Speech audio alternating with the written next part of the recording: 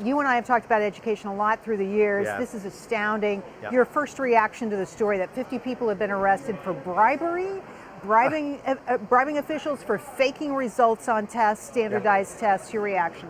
Despicable, deplorable. I mean, when we've talked about college admission in the past, we've talked about the quantitative metrics and the qualitative metrics, not sort of hoodwinking that system and bribing both testing centers as well as admission folks or athletics through admissions, to get students' way. I mean, I am just overwhelmed by You this. sound flabbergasted, Yeah. but my question is, how could we have not? It sounds like it was pervasive, that it was happening in a lot of places. Yeah. And I keep hearing we're going to hear more names. Everybody's talking about who's next to Yeah. come out in this bribery scandal. I hear you. What doesn't surprise me, and when we've spoken in the past about Princeton Review, the idea of so much stress in the process. We know students Yeah. are stressed over the amount of debt. We know they're stressed over the SAT and ACT, over filling out college admission applications.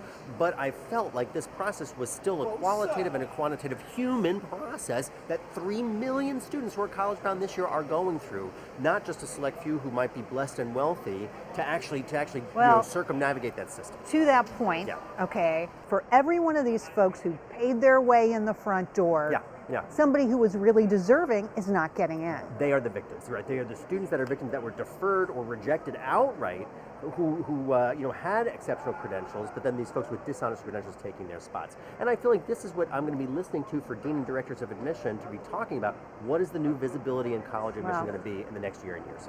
Reform? Will we get some kind of reform? Will colleges step up? Because let's face it, I think the reality of this is, Yeah. if you were, say, even a high school advisor to Yep. these high school students, you knew that some of these kids were getting into schools that they had no business getting. I mean, this could not have been much of a secret. I hear you. I mean, it is still startling to me, the breadth and depth of this scheme. But you're right. Everybody is coming to saying, how could we not have seen this? But the truth is, there's a lot of students going through schools. For example, Stanford University, 37,000 students applied to Stanford this year, 4.2% of whom were accepted. So when we start to think about just the masses of humanity Right. trying to get into these schools, That's but you're true. right, it's the coveted brand and perception that we have of these schools. But Princeton, Yep. just as Harvard and any other Ivy League school, has a vested interest in protecting their reputation and their name. What are these schools going to do to make sure that they are not tainted in this? I believe, and you're so right to point to that, it's going to be about transparency. I think that is the message now. We heard it from so many college presidents just over the last 24 hours of this since the scandal had broken, and I think that it's going to continue to be talking about that. What are the admission policies that we're looking for? Doubling down on it being a human process as well as a quantitative process, and there is no special back door for a student that's paying a certain amount of money to get in. The irony is that these students, coming from privileged backgrounds, could have gotten the best services, SAT and ACT prep, college admission Yeah, advice, that they wouldn't totally. have had to do those things, but they did it anyway. Yeah, Yeah. that is what's so shocking. Yeah.